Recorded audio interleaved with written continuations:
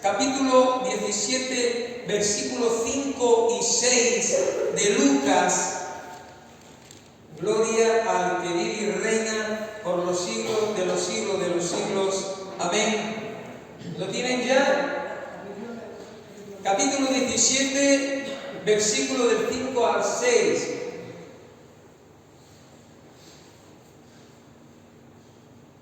Gloria al nombre de Jesús. Aleluya. Gloria. ¿Viene acá?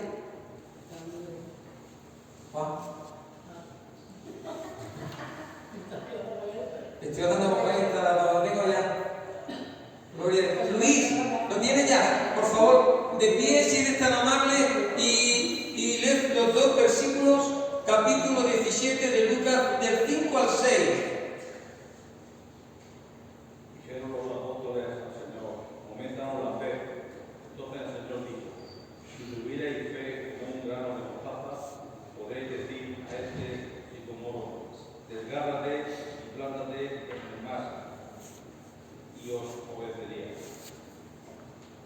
Amén. Gracias. Cuán importante, queridos hermanos, es que la fe vaya en aumento. Señor, aumentanos la fe. Estoy hablando hace mucho que el motivo por el cual, o uno más bien de los motivos por el cual los discípulos le dijeron, Señor, aumentanos la fe, es porque les costaba mucho perdonar. Y ellos querían que le aumentara la fe en ese aspecto. Pero en esta noche vamos a hablar de algunas connotaciones también para mí muy interesantes e importantes. Dijeron los apóstoles al Señor, aumentanos la fe. Entonces el Señor dijo, si tuvierais fe con un grano de mostaza, podríais decir a este sicomoro, desarráigate y plántate en el mar. Bien, esta fue la petición de los discípulos, de los apóstoles. Y la petición de los apóstoles surge, queridos hermanos, a raíz de las enseñanzas del Maestro. Cuando el Maestro les dijo, imposible es que no vengan tropiezos, pero hay de aquel por quien viene, mejor le fuera que se atase una piedra de molino en el cuello y se arrojase al mar. Bueno, aquellos que le hacen tropezar a uno de los pequeñitos, como dijo Jesús. Mire, dice la Biblia, si tu hermano pecare contra ti, repréndele. Y si se arrepiente, perdónale. Y si 7 veces al día pecare contra ti, 7 veces al día volviera a ti diciendo me arrepiento, perdónale. Fue entonces cuando los apóstoles, al oír las palabras de Jesús, ellos dijeron, esto es imposible. Fue entonces cuando les dijo, Señor, aumentanos la fe. Miren, esta petición de los apóstoles hacia Jesús, observamos que tiene bastante similitud con la de aquel padre desesperado, queridos hermanos, cuando su hijo estaba siendo gravemente atormentado. Jesús le dijo, al que cree, todo le es posible. Inmediatamente, el padre del muchacho, a la luz del texto bíblico, dice, toma, Javi, porfa, estamos en crisis, me juega el vaso si es mío. ¿Ha visto que ahora están esos estantes de verdad? ¡Qué económico! Estaba diciendo que la petición que los apóstoles le estaban haciendo al Maestro es la misma petición, tiene características similares con aquel padre que tenía pues aquel problema con su hijo. E inmediatamente cuando Jesús le dijo al Padre, al que cree todo es posible, dice en las Escrituras que inmediatamente el padre del muchacho clamó y dijo: creo, ayuda mi incredulidad o aumenta mi fe. ¿Quién no ha oído, verdad, queridos hermanos, ese dicho tan popular? Yo se lo he oído decir tantas veces a mi padre. Dice: mira, de lo que te digan no te creas nada, y de lo que veas la mitad. ¿No lo has oído alguna vez? Mi padre eso lo decía mucho: mira, de lo que te digan no te creas nada, y de lo que vean, pues créete la mitad. Lo que es cierto y es verdad que la gente habla más de lo que ve y de lo que siente, de lo que cree. No obstante, mientras nos movemos en fe, es cuando avanzamos. Dijeron los apóstoles al Señor: aumentanos la fe. Y la verdad es que el justo vivirá por la fe. ¿Por qué? Porque la fe es lo que nos va a llevar a la victoria. No creemos en una superfe o macrofe.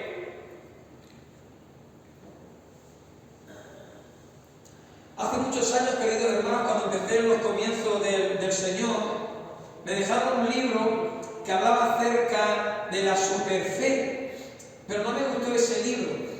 ¿Por qué declarar, por qué confesar cosas que aún no han sucedido? ¿Por qué decir algo cuando realmente no ha sucedido?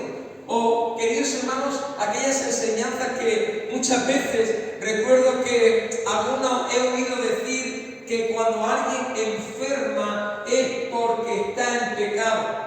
Bueno, queridos hermanos, no todas las enfermedades tienen por qué una persona estar en pecado. Es cierto y es verdad que en cierta ocasión, estando Jesús en la sinagoga, aquella mujer que estaba encorvada, Jesús dijo: y Satanás por 30 y tantos años, no recuerdo los años, ha tenido a esta mujer encorvada, y porque ahora el Hijo de Dios que la ha sanado en el día de reposo, pues no vean lo que se movió. Queridos, es cierto y es verdad que en esta sociedad, yo le decía esta mañana a un hombre, me estoy quedando sorprendido. Ahora no es que haya que maltratar a los animales, porque a los animales por supuesto que no hay que maltratarlos, pero lamentablemente se está mirando más por los animales que por un feto en el vientre o en el seno de su madre. Se están protegiendo más a los animales que a un niño, a un bebé, a un embrión. ¿Hasta dónde estamos llegando? Mi hermano me decía: esto ya no es una sociedad, esto es lo que realmente es una sociedad. Tristemente y lamentablemente estamos viviendo tiempos y episodios. Yo iba a hablar esta tarde acerca de cuando se abrían los sellos, pero en el último momento he dicho: no, ahora voy a abrir. Mi mujer decía: ¿qué vas a hablar? ¿Qué vas a compartir? Yo quiero hablar de los sellos, quiero hacer un recordatorio de los sellos cuando entran en escena, pero bueno, quiero más bien hablar una palabra de exhortación. Aquellos caballos de los 4 jinetes, ¿no? Que no sabemos realmente, literalmente, si eran 4 jinetes o 4 facetas en el mismo jinete. Vale, esto no altera el dogma de fe, no quiero hablar ni del jinete ni del caballo, ni cómo conquista. Voy a hablar en esta tarde una palabra sencilla y al mismo tiempo de exhortación, de motivación, para que podamos enriquecer nuestra fe. Estamos en los últimos tiempos. Esta mañana iba trabajando y he parado un coche, le he dicho: mira, te digo algo, o comienzas a congregarte en la iglesia de los Payos o Cristo viene pronto, tú decides. Ay, hermano Carlos, sí que es verdad. Queridos hermanos, cuán importante es que entendamos que estamos en los últimos tiempos ya, tiempos decisivos, tiempos difíciles. Y, queridos, el justo, como bien he dicho, vivirá por fe. ¿Por qué? Porque la fe es lo que nos va a dar la victoria sobre los problemas y sobre las dificultades en este mundo. Ya que dice las Escrituras que se acerca a Dios ha de creer que existe y que recompensa a aquellos que le buscan. Estimados hermanos, la fe que confesamos con la boca debe de ser manifestada con acciones apropiadas. De nada nos sirve, queridos hermanos, confesar fe, pero que realmente luego no vivimos o llevamos a cabo lo que es la fe. De ahí, ustedes saben este verso tan tan famoso, por así decirlo, porque lo leemos mucho, pero siempre de los que más nos cuesta cumplir, cuando dice, no amemos de palabra ni de lengua, sino de hecho y en verdad.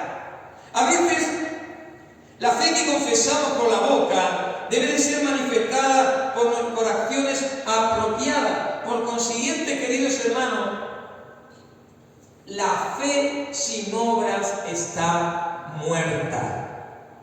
¿Cuántas veces, verdad, nos han enseñado? Yo era crío, y como era un revoltera, siempre que iba a los templos, siempre le decía la misma oración al Señor: Señor, quiero ser buenecito, Señor, ayúdame, quiero ser buenecito.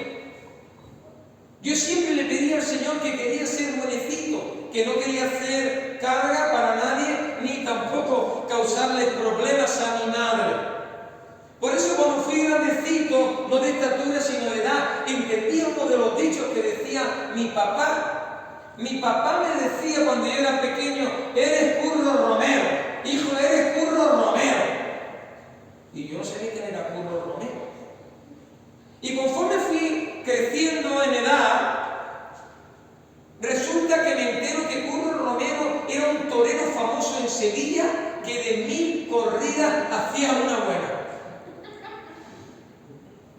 Y cuando yo me entero, ahora digo, corazón, mi papá me decía Curro Romero, de 100 le hacía una buena. La fe que confesamos con la boca debe de ser manifestada por acciones apropiadas.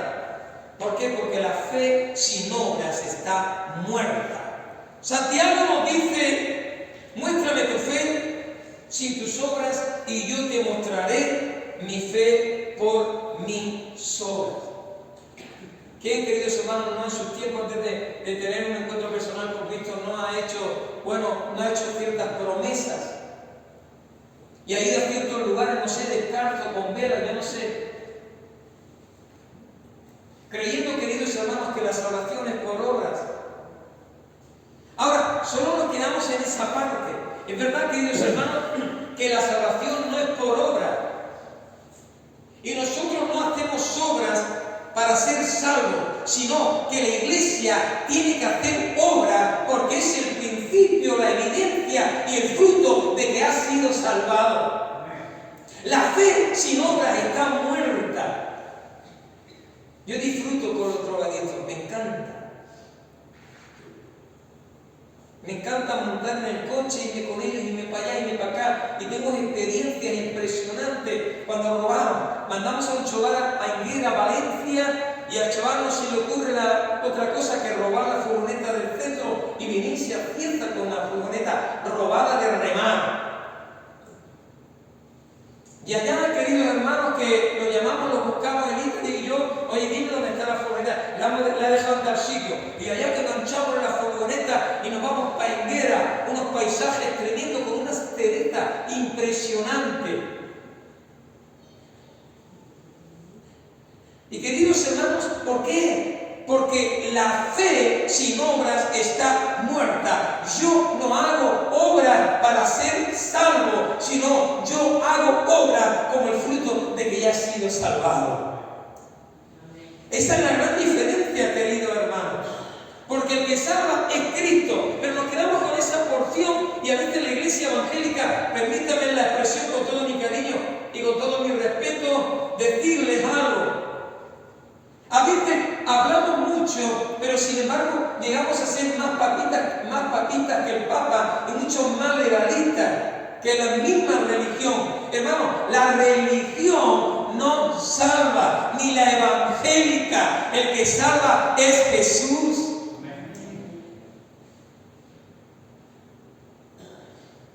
Señor, aumentanos la fe. Miren, los apóstoles le hacen una petición a Jesús vital. Aumentanos la fe. En otra ocasión, los apóstoles le dijeron: Señor, enséñanos a orar. De ahí que dijo, bueno, de esta manera: Padre nuestro que estás en los cielos, santificado sea tu nombre, vénganos tal pan, pan. ¿Se den cuenta, verdad? Es curioso, pero los apóstoles mismos reconocían la pequeñez de fe que tenían. Y al mismo incrementase y fuese una fe fortalecida. No obstante, observamos que a los apóstoles no le piden al Señor, queridos hermanos, bienes materiales. No vemos que no le piden un coche, no vemos que no le piden. ¿Usted sabe cuál es la oración más continua de los jóvenes? ¿Cómo? La novia. Señor, dame una novia.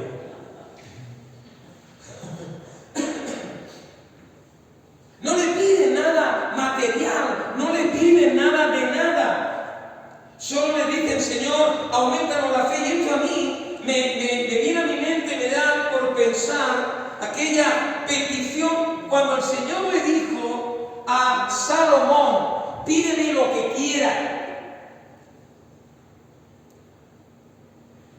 Si usted le dijera al Señor, pídeme lo que quiera, ¿qué le pediría? Que me llevara ya con él. Que te llevara con Cristo.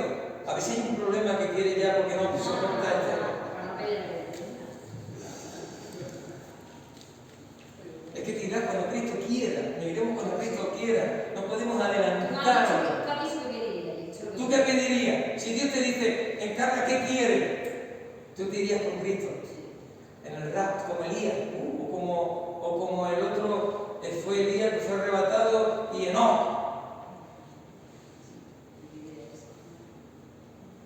Otro le pediría, no sé, pero ¿qué? ¿Sabes lo que le pidió Salomón?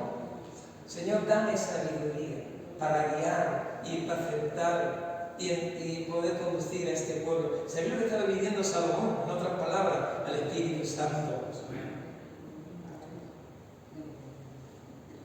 Dame la capacidad. Esto es una de las oraciones, queridos hermanos, que estoy continuamente orando. Mi problema muchas veces es que ustedes me hacen terapia porque no solo predico, sino también me desahogo. ¿Sabéis lo que os digo? Una de las cosas que continuamente estoy diciendo al Señor por muchas semanas, Señor, enséñame a ser pastor.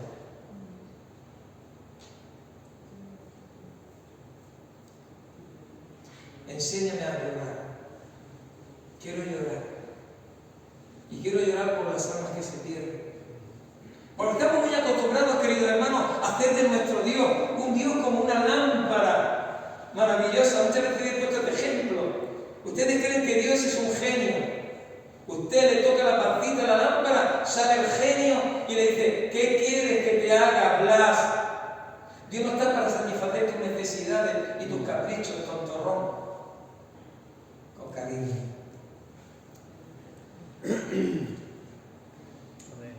Aceptar la voluntad de Dios, queridos hermanos, cuesta mucho. A veces no podemos soportar la voluntad de Dios, porque la voluntad de Dios en nuestra vida, queridos hermanos, nos implica renuncia, como estuve compartiendo el domingo. Amar al hermano es renunciarme al yo y es sustituirlo por el tú. Y esto implica que tengo que amar sí o sí. Yo digo, Señor, tengo que amarlo sí o sí.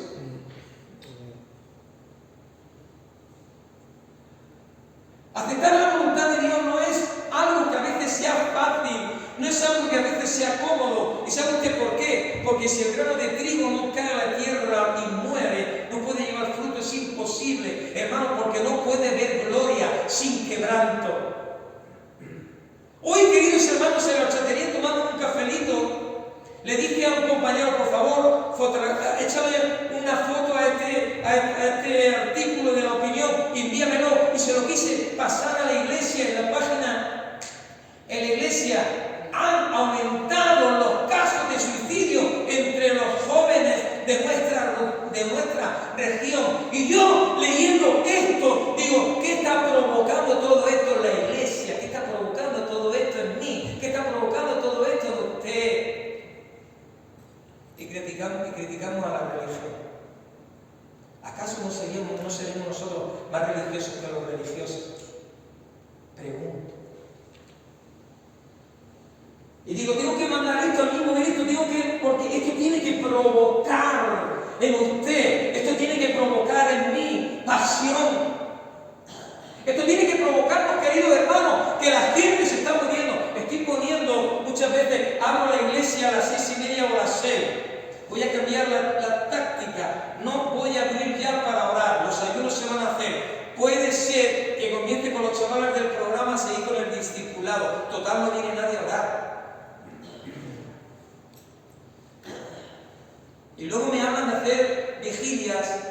hacer esto, de hacer lo otro, y cuando convocamos asamblea, cuando convocamos reunión, no venimos. Se están suicidando los jóvenes, han subido, pero cuando convocamos reunión, cuando convocamos, queridos hermanos, ayuno, cuando convocamos oración, la reacción es mínima, nula, nada, ninguna, cero. Pero mientras tanto, el demonio, que Dios lo reprenda, se está llevando las almas al infierno, y mientras la iglesia ha entrado en un letargo y en una pasividad.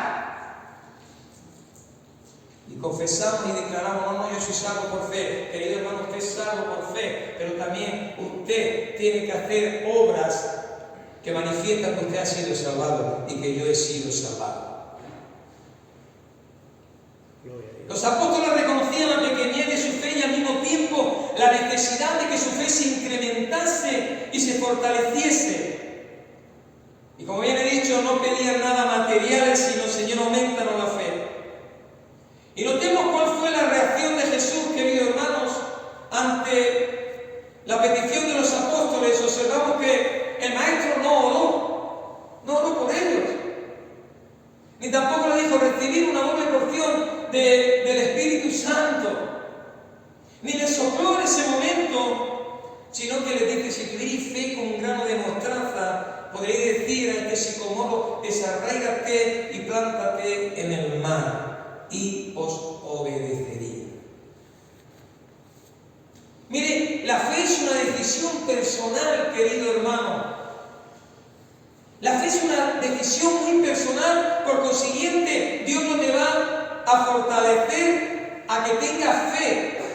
Dios no te va a forzar a que usted o yo tenga fe. Porque aunque es cierto y es verdad que la fe viene por el oír la palabra de Dios, es la persona que decide voluntariamente creer en Dios y mantenerse firme creyendo al mismo tiempo en las promesas de Dios. Porque Dios es un caballero. Y al que a mí viene, yo no le echo fuera. ¿Cuántas veces, queridos hermanos, no hemos pronunciado o recitado ese versículo tan famoso que a los evangelistas yo lo he escuchado, y quizás que yo también lo haya dicho? El Señor a los inconversos está diciendo: el Señor está allá a la puerta y está llamando a la puerta. Abre la puerta y entrará y cenará con Él, contigo y tú con Él. Eso estamos diciendo al incrédulo, a los inconversos, y eso no está bien. Estamos sacando el verso de contexto, porque no está hablando al incrédulo, no le está hablando al inconverso, le estaba hablando a la iglesia. Déjame que entre, porque muchas veces podemos dejar a Cristo ahí fuera. Ay, qué triste. Y sacamos todos los versículos de contexto, queridos hermanos. Otro versículo que lo digo a los pastores y digo: no, está bien dicho, pero bueno, aleluya. Se le da una buena aplicación. Yo en los mensajes: sí, deja que Cristo entre a tu vida, porque Él quiere cenar. Pero ese versículo no es para el inconverso, ese versículo era para la iglesia determinada de Apocalipsis, que se reunían y se dejaban a Dios fuera. Oh, Padre.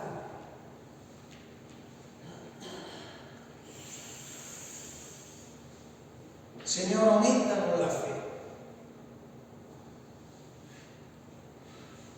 Y como bien he dicho, Dios no te va a forzar a que usted tenga fe.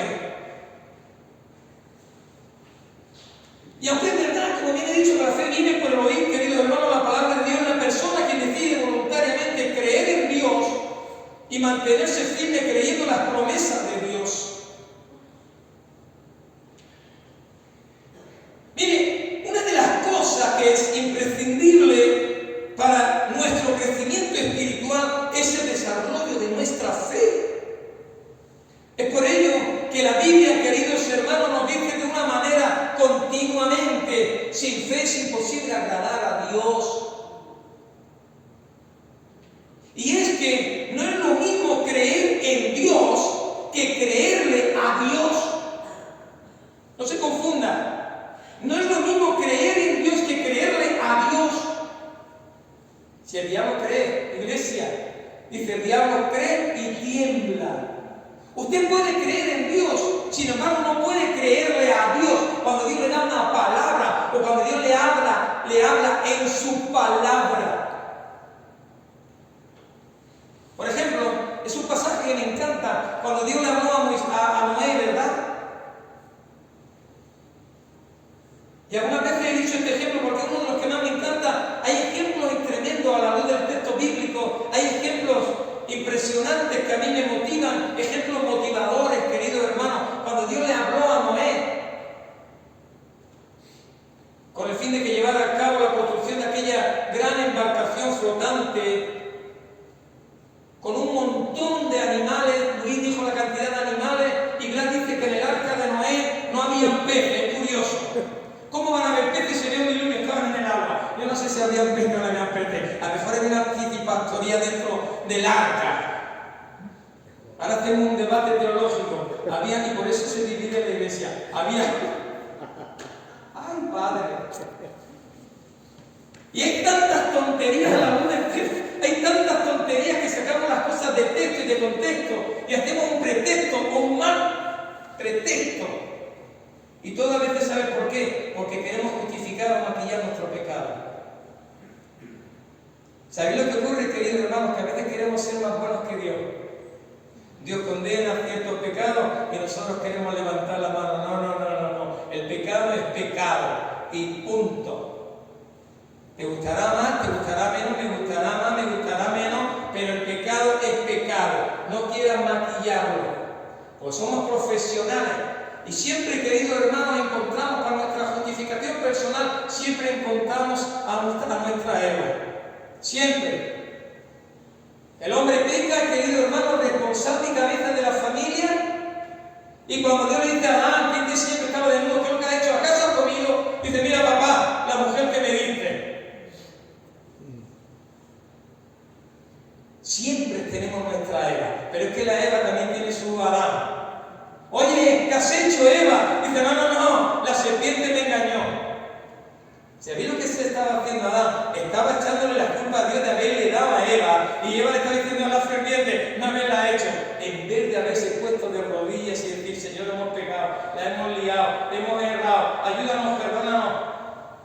Esa es la reacción, pero no, siempre somos profesionales en justificar nuestro pecado, nuestros errores, nuestros fallos, porque a veces nuestro orgullo no nos deja humillarnos y decir, bla, la lié.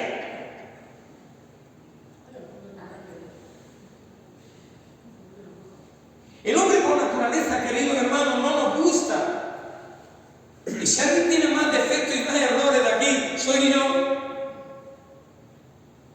Y no es una falsa humildad. Lo siento del corazón. No estoy hablando de una falsa humildad ni para que usted diga, ¡ay, qué santo que es el pastor! No.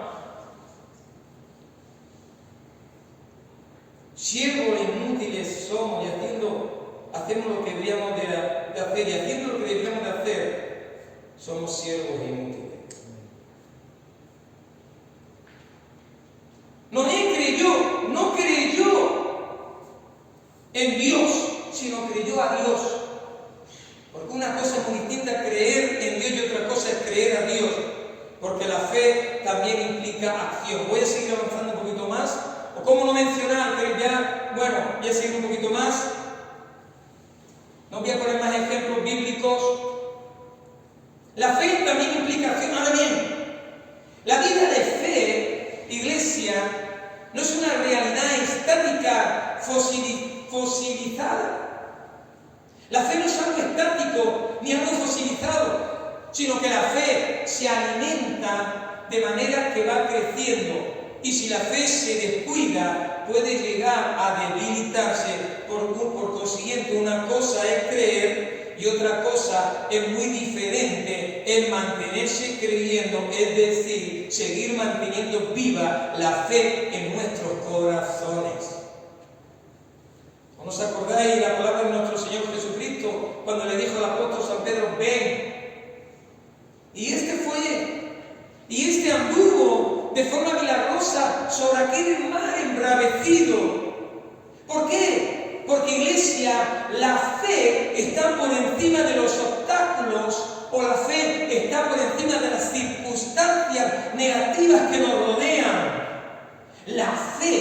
está por encima de las propias leyes de la naturaleza. Y Pedro comenzó a hundirse, y si Pedro comenzó a hundirse, es porque la fe del apóstol y nuestra fe muchas veces depende de las circunstancias que vemos. Nuestra fe tendemos a valorarla por aquello que vemos.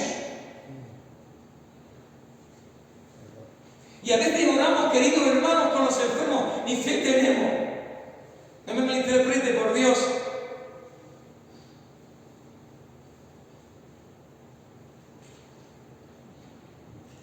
A veces nuestra fe es una fe tan pobre, tan debilitada, porque es de acuerdo a las circunstancias en las cuales me muevo.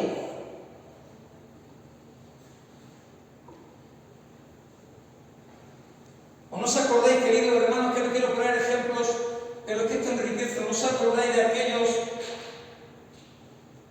10 espías cuando fueron a la tierra prometida, verdad? Solo 2 vinieron con un mensaje positivo de parte de Dios. Estos sí que tenían fe. Los otros restantes le dijeron a Moisés cuando dieron el informe: no, la tierra es buena, la tierra es próspera, hay uvas impresionante. Pero te digo algo, también hay gigantes en aquella tierra y nosotros nos vimos como langostas.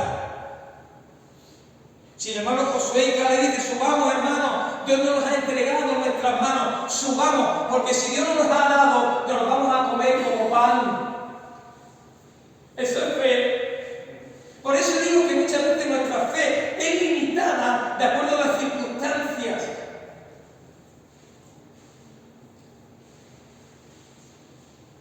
Y es más, comenzamos a pelear con Dios porque muchas veces Dios no suple nuestra necesidad o no suple nuestras peticiones en oración y decimos: Dios ya no me quiere, Dios me ha abandonado, Dios me ha dejado, Dios no sé qué, Dios no sé cuánto. Pero ¿cómo Dios no te va a querer si dice la Biblia que Dios, tú eres la niña de sus ojos? El que te toca a ti, toca a la niña. Eso es muy delicado.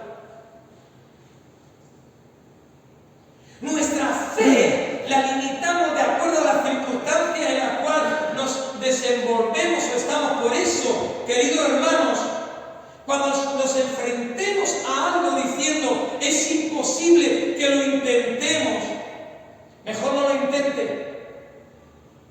Ahora, si usted comienza a decir en fe: bueno, pues se puede hacer, existe una posibilidad de que podamos hacerlo,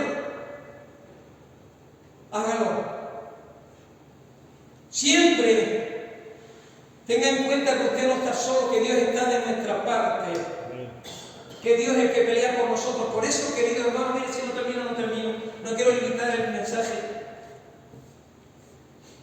Por eso, querido hermano, muchas veces, aleluya, yo recuerdo mis principios como cristiano.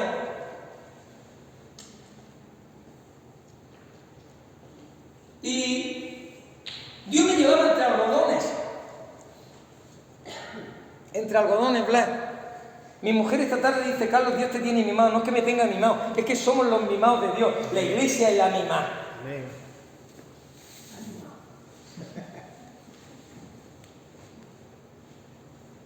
Y Dios me llevaba entre algodones, queridos hermanos, porque no veía nada.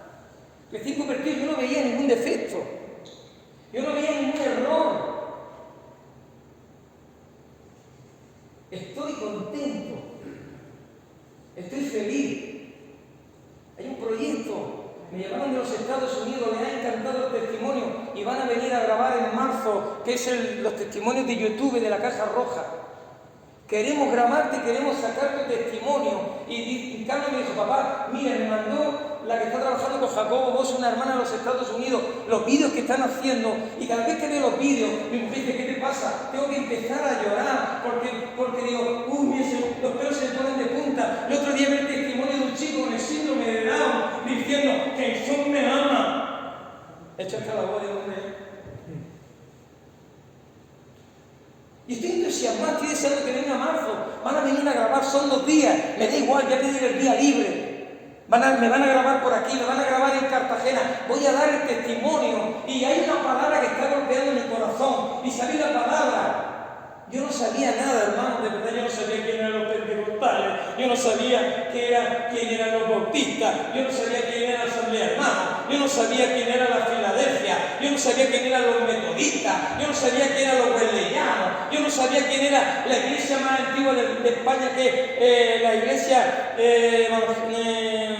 española, algo de eso. No me acuerdo la denominación. Yo no sabía nada de denominaciones, pero por fin me sentía amado por Dios. Me sentía perdonado por Dios. Y eso me era más que suficiente. Yo no sabía quién era el milenarista, yo no sabía quién era Zwinglio, yo no sabía quién era Calvino, yo no sabía quién era Arminio, yo no sabía nada. Me sentía amado, me sentía perdonado, y eso para mí era más que suficiente. Jesús me había amado. ¡Aleluya!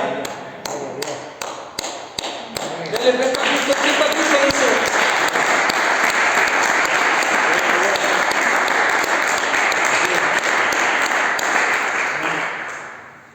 Y me era suficiente, no sabía nada. Y esa es la actitud que quiero llegar a tener. No quiero saber nada, solo quiero conocer a Jesús.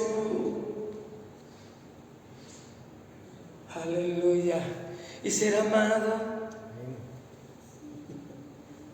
Pero nos envolvemos en esas circunstancias. Y mire, querido hermano, cuando el pueblo de Israel, mira que eran torpes, ¿verdad?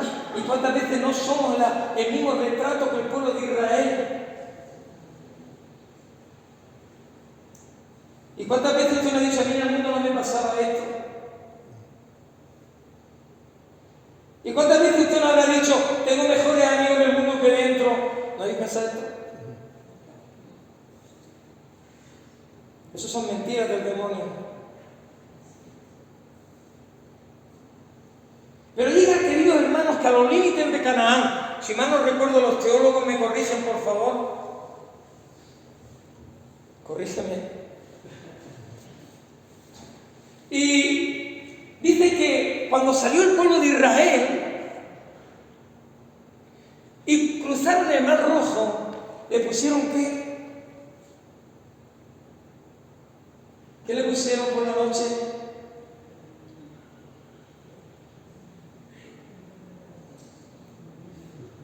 ¿Qué le pusieron por la noche? La columna de fuego. Y por el día, la nube. Me escribe la otra noche mi instructor, dice: Carlos, dime qué tipo de nube es esta. Y yo: no, panda. Era el muro de Info o algo de eso. Y ellos veían, o cómo no, hablaros, queridos hermanos, de la Shekinah. ¿Usted sabe lo que es la Shekinah? ¿Usted sabe lo que es la Shekinah? Aquella manifestación dorada de parte de Dios en el tabernáculo cuando caía. La Shekinah es la manifestación del Eterno de una forma visible. Pero cuidado, cuando llegan, si mal no recuerdo, a Jordán o a los límites de Canaán, ahora entran en una nueva etapa. Desaparece la columna de fuego, desaparece la nube, y ahora el pueblo tiene que conquistar la tierra, y ahora Dios comienza a probar la fe, y Dios comienza, queridos hermanos, a ver cómo el pueblo iba a reaccionar. Por eso el apóstol Pablo dice que el cristiano ya no anda por vista, sino en fe. Porque tenemos una fe tan limitada que nos envolvemos en las circunstancias. Si las cosas me van bien, gloria a Dios. Si las cosas me van mal, comenzamos a lamentarnos. Y Dios permite ciertas cosas para que aprendamos a vivir en fe y sepamos lo que es fe.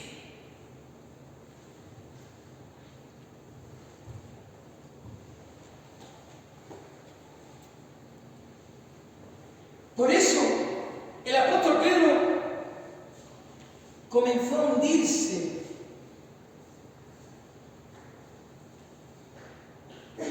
Aparte de que retiró la vista de donde estaba el objetivo, que es Cristo,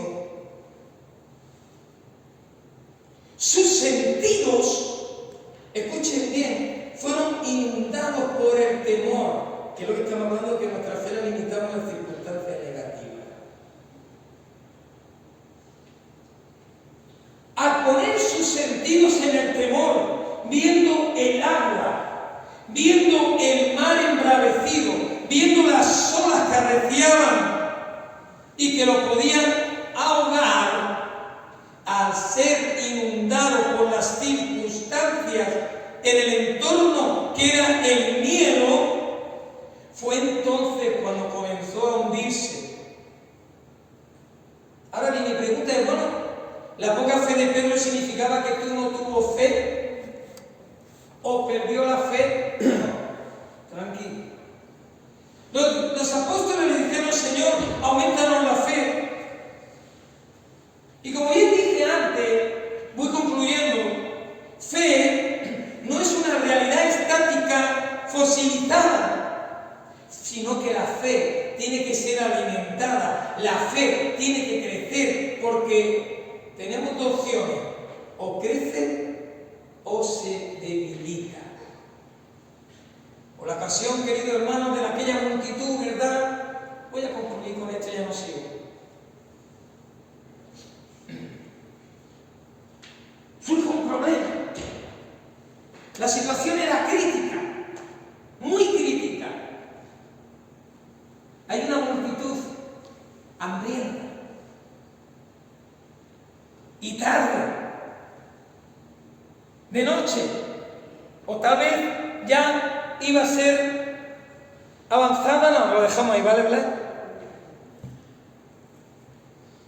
Y a los apóstoles, a los discípulos, no se le ocurre otra maravillosa idea que decirle, madre mía, mirad la gente que hay, no hay pan, no hay dinero. Bueno, se le ocurre la maravillosa idea de decirle a Jesús, Jesús, Señor, despida a la multitud. ¿Cómo? Sí, despide a la multitud. Ya de noche la gente tiene hambre, despídelo. Y ahora, ¿qué es lo que dice Jesús? Dale cosas, toma. Si quedarían a cuadro. Y si usted sigue leyendo el texto bíblico, dice el texto bíblico, Jesús les dijo eso porque estaba probándolos. Nuestra fe se hace pequeña, nuestra fe se mengua cuando estamos en el entorno o en circunstancias negativas. Y para concluir, voy a saltarme un montón de cosas, voy a hablarles acerca del origen de la palabra griega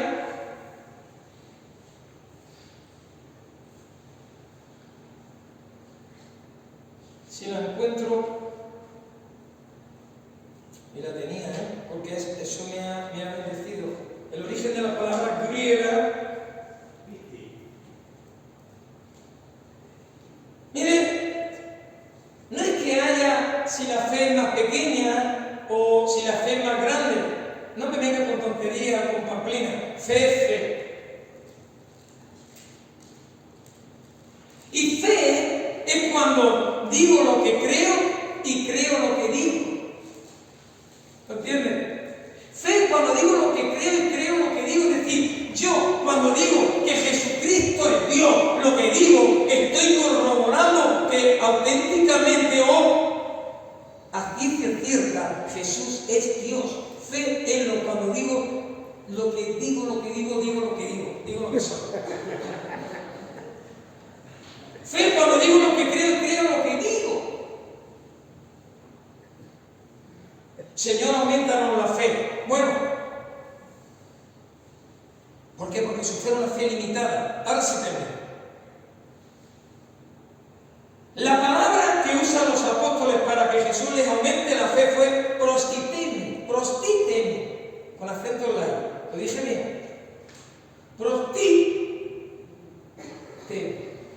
Prostitemi es la palabra griega para hacer un depósito en la cuenta del banco. Es como si los discípulos le estuvieran diciendo al Señor: Señor, la poca fe que tenemos se nos está agotando. No tenemos mucha fe para hacer ciertos milagros o para seguir. Y les dice: prostitemi, aumentanos la fe. Es decir, por favor, Dios, haz el depósito a favor de nuestra cuenta para que podamos aumentar nuestra fe y sigamos una vida.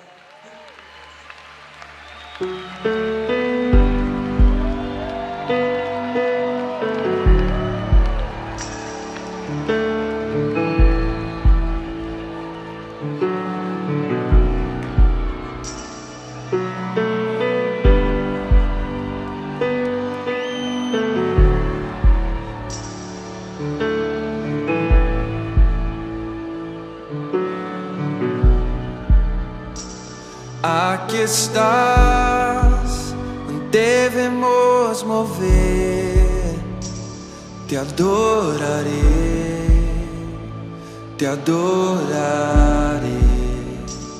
Aqui estás, obrando en mí, te adoraré, te adoraré. Aqui estás, devemos mover, te adoraré,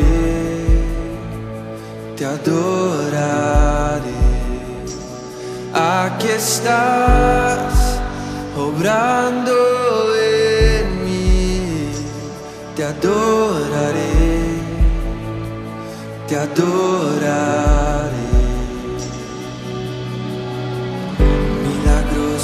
Abres camino, cumples promesas, luz en tinieblas, mi Dios, así eres